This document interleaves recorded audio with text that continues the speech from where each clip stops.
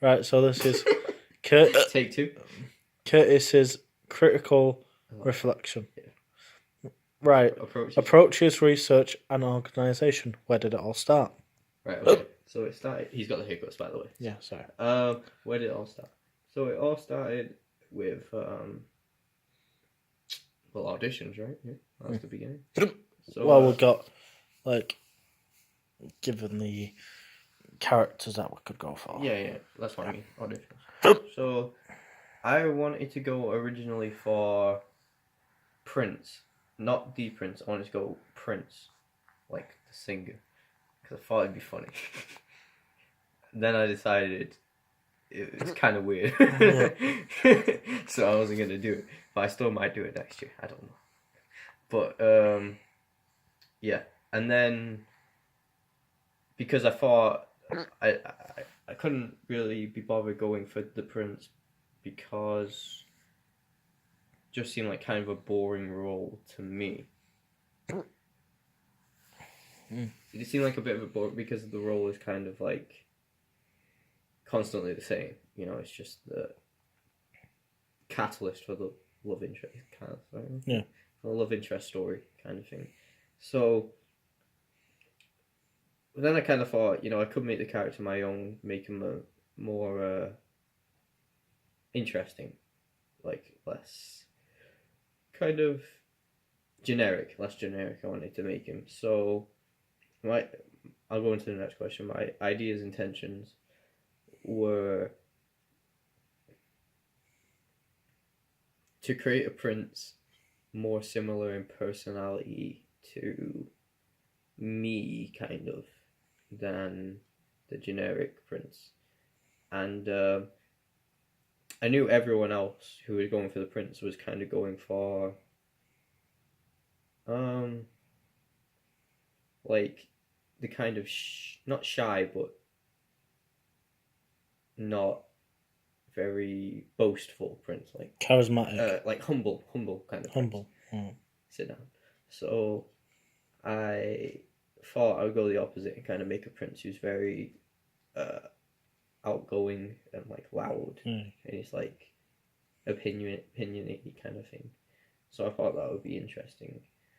The research I used, the main person I was probably inspired by, or not person but character, was Thor in Thor Ragnarok, the new one, because he kind of his character was changed a bit to kind of be more funny, like, so it was you know, he had like witty one-liners and stuff, but then also when it came time to like kind of be serious, he could also be serious while like still being funny, if you get me, like kind of thing. And also Thor is like he's royalty, isn't he? So it's like a similar kind of contrast, and it just kind of,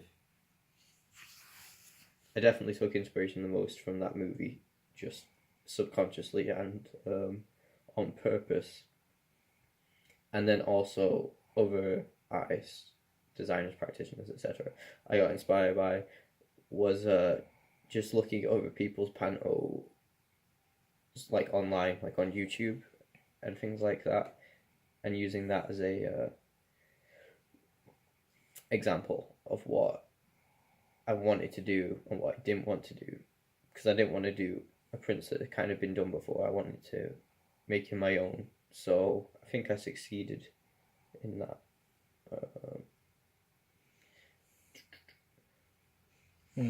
Hold on.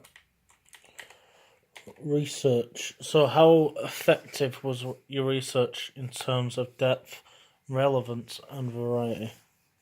So, I think my relevance, not my relevance, my research's relevance was quite effective because it influenced how I shaped scenes I was in and scenes I also directed that I wasn't in, and kind of making a pantomime that was a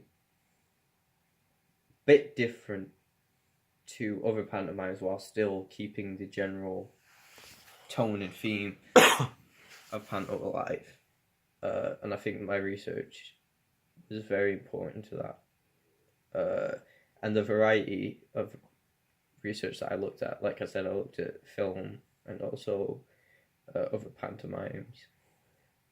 The part of my research that became the most relevant again was probably kind of looking at the character of Thor and kind of just dissecting his character and what makes why he does the things he does, and using that as an inspiration, not a direct copying of his character, but a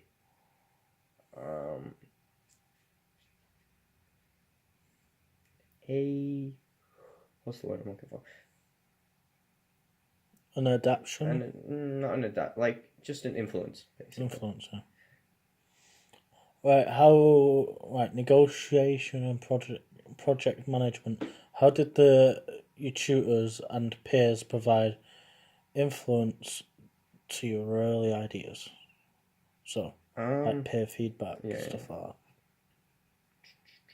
I don't feel like I got that much peer feedback, but from what I did get, it was mostly kind of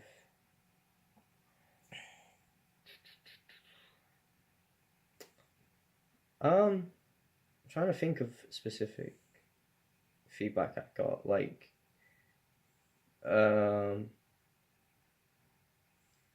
overboard. Oh, I can think of one.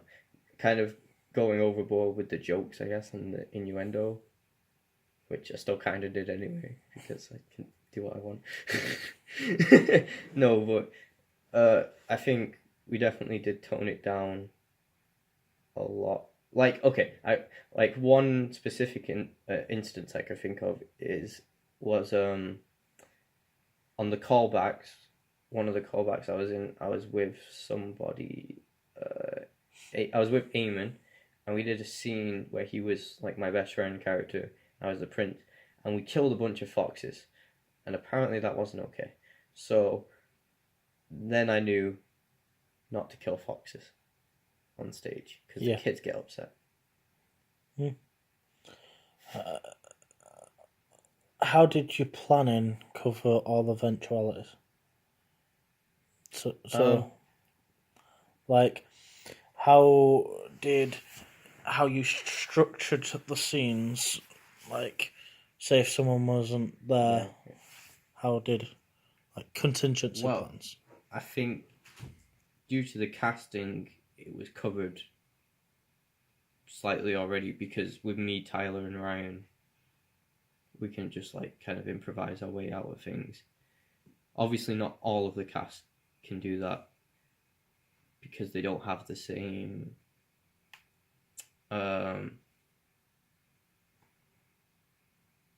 connection, I guess, that me, Ryan, and Tyler have. So chemistry, that's it. Yeah, connection. That sounds weird, but yeah, whatever. Same thing, I guess. So that helps with any scenes that they're in. We can kind of improvise over it, which is good. That's what Panto is good for as well. We can just improvise through things if there's any issues. As well as that, we also had Jake and Jordan who can improvise well, so they could help in scenes that, for example, me, Tyler, and Ryan weren't in. So there was a fair few people who can just help their way around the cast. And also, not only that, but when I was working behind this, when I was working behind the scenes as a what's the word now? Backstage assistant. Yeah, like her hand. What's it called? Handyman. A runner. It's not handyman. Stage runner. Like a stage runner, whatever. Yeah. I also had to, if anything happened there with the microphones, for example, which stuff did happen, I would have had to cover that. So for that, I just had to keep on letting Alex in the tech box know what microphones people were using and stuff. and if something went wrong for that, I would just keep telling the cast, just keep going even if your microphone's not working. Just project your voice more, So that was another thing I had to do. Did you manage to complete your project objectives? If you did, could you have gone further with your idea or concept? If you didn't, what went wrong? I think to an extent I completed my objectives. My main objective was to entertain the audience. I think the audience seemed pretty entertained most of the time, so going further with that would have been for the other people in the cast to kind of pick up the slack a little bit, because while it was fine when I was on stage, when Ryan and Tyler and Jordan and Jake and those were on stage, when certain people were the only ones on stage, it got a little. I could see the audience getting bored, and it was like I was getting bored, so just kind of. I just wish the other people in the cast, did their bit of the work. Moving on to development now. How did your ideas change and what influenced you to change, if any? Well, obviously ideas are going to change. Just trying to think of an example of like something changed a lot. Can you think of anything? The first forest scene. What was what? That changed compared to how it started out. Do you mean because someone changed? Do you mean because John and Tyler? Yeah, because they were. Well, yeah, I guess that's technically a change. Well, so basically, any scene that had John in it had to be changed for Tyler because Tyler's not tall, and all the jokes are about John being tall. So that was an issue. So we had to come up with different jokes. That was a change, which we found fairly easy to do. Just add more jokes. Other ideas. Oh, I can think of what that changed. The song that me and Mia did, and Jacob and Becky in there, that changed a few times. It started off as the Frozen one. Yeah, it started off as Frozen, and then it changed to started off as High School Musical, and then changed it to Frozen, and then it came back to High School Musical. Yeah. And that's because the influence to change that was because the Frozen one was kind of like it didn't fit. I don't think it fit as well as the High School Musical one. It didn't show the character dynamics that were in place. Like the characters in Frozen that sing it are very different to mine and Mia's characters, so I don't think the prince in the Frozen one is kind of manipulative. Yeah, he's kind of creepy. He's kind of weird. But yeah. Alright, production. Moving on to production. Were there any technical or logistical issues? Lots of technical and logistical issues. Yeah, go. In the one that I was doing the stage runner thing for, there was a lot. Like, for instance, we didn't have enough microphones. Not microphones to sing in, but headset microphones to communicate with. So we had Mara on the other side of the stage without one. And for some reason we had me on. What was I going to say? We had me on the other side opposite Mara with a headset, and what's her name? Level 2, Megan. Was it level 2? Megan, yeah. Megan was also down there with me, and and then Damien was on the other side, and basically everyone had a headset except Mara, but Mara needed a headset because she needs to tell Alex what microphones the people are using from each side, so that was an issue. Constantly microphones were not on, even when I was there was the song with Chloe Shipman's song was constantly messing up, and she kept getting annoyed. There was microphone 3 that was in the other day. I'm going to talk about that. In the next day when I was the prince, my microphone was fine throughout, and so was Mia's. The handhelds were the issue. For one, we lost one of them, so there was 2 on one side, 1 on the other. So they had to work around that. So yeah, there was a lot of. But that was only for the morning performance. It got fixed later on. I think Chloe Shipman's music was still not Chloe Shipman. Mara's now music was still messing up a little bit. I think. Not on the morning. The night one. That was fine. I don't think anything really happened in that. That was because I was there. Yeah. For that night it was one. It was like. I don't know. I just feel although there was Elliot on the curtains. Oh yeah, he messed up, didn't he? On the curtains? Yeah. Yeah. I just wish we had more headsets to talk with. Well, yeah, but more time as well. Way more. We needed more time. Another week. But that was just because people weren't putting in the work. I'm getting buzzed. True. People weren't bugging it. So, yeah. So that leads into the next question. Did you have enough time to design costume bar set? We had enough time. People just didn't make use of the time. Except Connor Thompson. Connor Thompson was awesome. Brilliant. Connor Thompson was awesome. But there is a thing to be said that not everyone's thing is in production, and people, even if they had a year to do all the costumes, props, they wouldn't. Well, not that they wouldn't do them good, and that's why it's a problem. Well, yeah, but they didn't even try. The only person who tried was Connor Thompson, and he wasn't even on production. Madison was trying as well. Oh, yeah, she was trying, but I mean, I'm talking majority production. Yeah. Obviously, there's going to be single people who are good, but... Well, there's the tech side of production, then there's the prop and costume. Yeah, but they do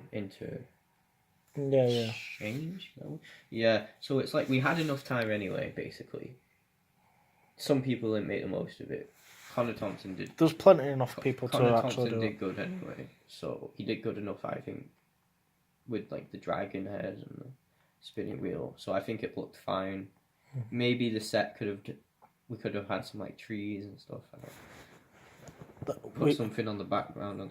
We've got them in bloody thingy, haven't we? We had them backstage.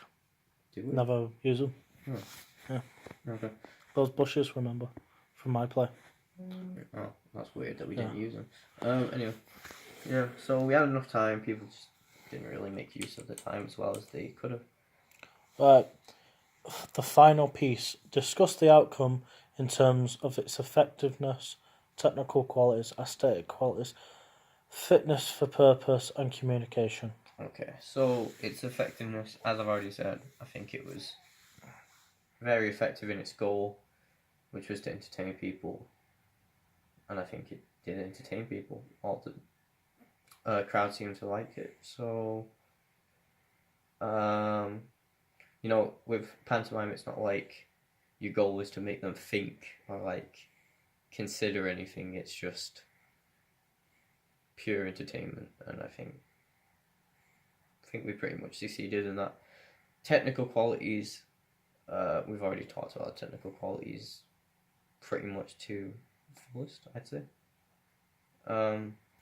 Aesthetic qualities, like I said, I would have liked to have more set, bushes and stuff, but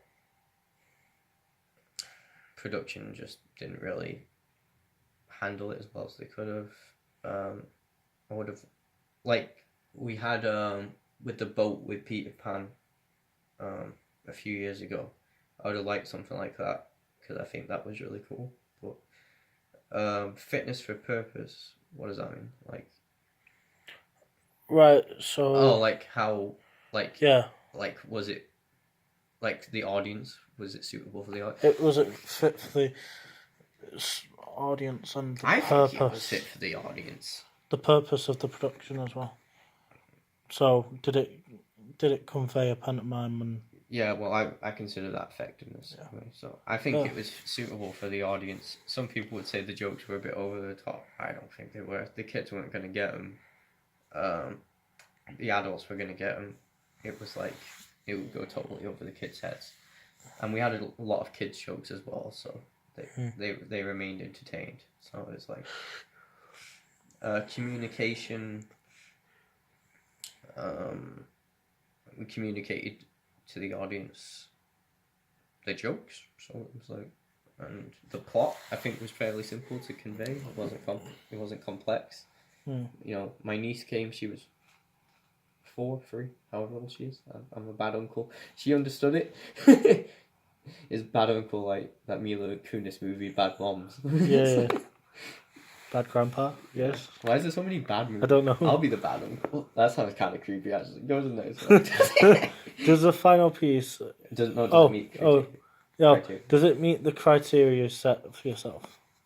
So did the main cast.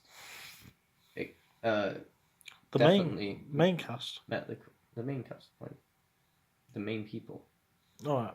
aside from the Kardashians, they all met the criteria. That's what, you know, and it was just like, if it was if I was directing it and it was my piece, it would definitely met the criteria because the people who were in it, who weren't putting the work in, would have been out. So it was like, I would have replaced them with people who would have put the work in. So it was like, it set the criteria I set for myself, knowing what kind of people are on the course. But had this been another production with professional actors, this would definitely not have met the criteria. Mm-hmm. How did you How did you respond to the feedback you received, whether positive or negative? I've been on the course this is my 3rd year, so I think I'm pretty good at taking feedback. I don't start, like getting angry when people give me feedback. I just kind of... No, that's wrong. That's wrong? No, your feedback is just wrong. I don't agree with it. I mean, you're allowed to not agree with feedback. Yeah, I know. But just listen a little first. Yeah, the feedback, I definitely took some on board. Like I said... Can you give an example? Yeah, I'm about to. Okay. Like I said with the innuendo, I took it down a few notches. But then other points about my innuendo, I just kind of not ignored the feedback. I listened to it, but I didn't agree with it. So it was a mix of what I agreed with and what I didn't agree with, I'd say. So it was like...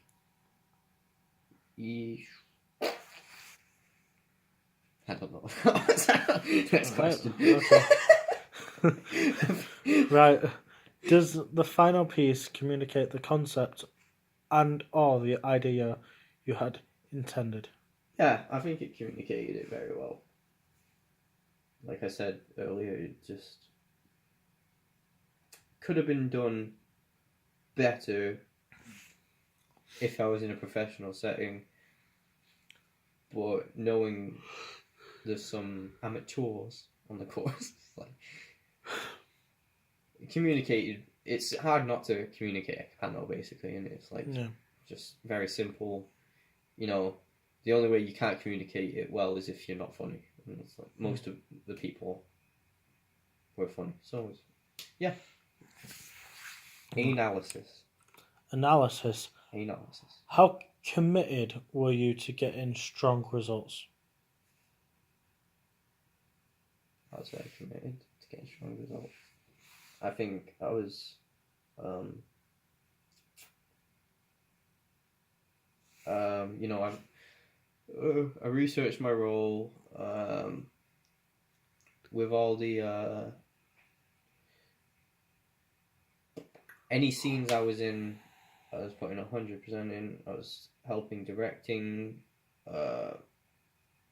anytime someone else was directing and people were being rowdy or loudy or moudy, you know, I stepped in, told them to shut up, told me to shut up, I started crying around. I was very committed. I was very committed to getting strong results. Yeah. As shown by your actions. Yeah, my axis. How did you use your incoming... Increasing... What? Your increasing knowledge base to help move forward your ideas and predict new areas of future exploration? Was it of space? Yeah. Matthew McConaughey. Alright. I like how that's everyone's go-to from Matthew McConaughey. This is a Lincoln. I love him telling the stories because he just goes on for hours about all the I saw a bear. He was like, I was sat in the car. It was my first ever movie. You know, his first he ever also movie. does this thing where he's like rubbing his fingers together. Alright. Alright. What was the question? How do you use your increasing knowledge base?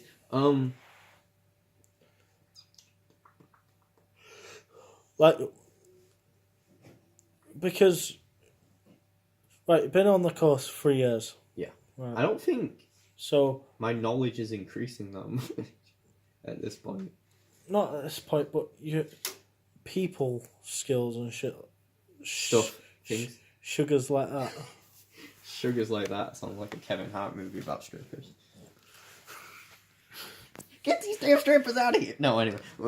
Yeah, well, I guess, yeah, people kind of leadership skills, I'd say. More like tolerance. Yeah, tolerance, leadership, whatever you want to call it. My tolerance got low, my leadership got high. Okay. No, wish I did too. But my leadership, like, I feel like I made a lot of speeches. I really only made like 1 or 2. I will bring I have out a the wall. dream that you guys will shut up.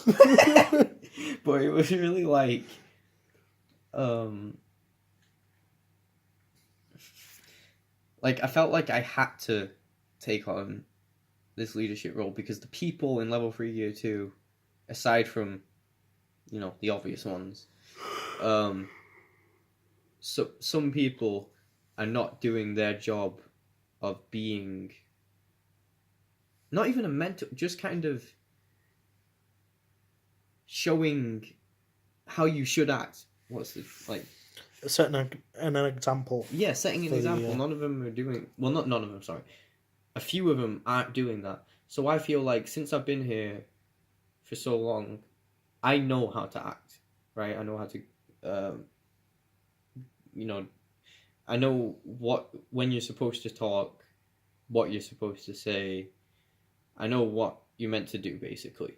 So I want to help the younger generation. I want to help the levels below me to succeed by showing them what you're supposed to be doing. You know, don't talk during scenes. You should know that by now if you're in level 3 year 2, right? When you're rehearsing a scene, you don't talk during it. And that should be basic knowledge to anyone coming on to this course, especially if you're in level 3 year 2. You know what I mean? And it's like, anyway, I'm getting on a rant, aren't I? But so leadership, basically, I think that'll definitely help for Director's Piece next year. And tolerance will also, you know, being able to tolerate stupid people will help in life in general. So it's like, yeah. You gotta have the bad before you can have the good. Conclusion. Jim Carrey. Given the opportunity to repeat this project, what would you have done differently? I can answer this quite simply. Probably did better in my audition. What? make the tutors cast only one. Oh yeah, I would have strapped them Cast. down and like made them cast one cast. One cast, because especially with how we did it this year, with No we didn't have collapsed any collapsed timetables. timetables. It's ridiculous to expect two casts to be able to Cohesively cohesively. Yeah, work together when It's they're like- all over the place. it's not. Sorry, it's not ridiculous to expect that. It's ridiculous to expect New the people. students in Yeah. performing arts to do that, because they just put the bare effort in, bare minimum effort, if even that's most of them. So it's like, The coasting, yeah, basically. most Most. most people, yeah, a fair amount. So it's 70%. like, one cast definitely I would have asked for. Audition, I would have definitely rehearsed for more, and then also I think I would have kind of worked with Jacob a bit more, because I worked with him a fair amount, but it was kind of not enough. I felt like, because I knew my scenes, and Jacob knew his scenes. But the problem is that Jacob knew scenes with Tyler and Connor, but sometimes Ryan would have to fill in, and that's just basically because of the collapse. We didn't have the collapse timetables. I wish we kind of all got together more, but it was like hard without the collapse timetable. So basically, yeah, it all comes down to one cast would have been better, and it would have been better last year too, to be honest. But that's beside the point. Do you think in some certain situations you could have had a more level head when approaching things? I think I didn't really get stressed out to the point where it affected my thought process. So I think my head was leveled most of the time. You know, I'd never flipped out at anyone, really, did I? I didn't hit anyone. No. And it was like, you know, like for example, some people shouted at other people and like screamed at them and kind of, and not antagonized, sorry, were aggressive towards people. I was never aggressive towards anyone. I just explained things to them. So I think, no, yeah, I kept a level head. What did you get from this experience? Good and bad? Stress. I got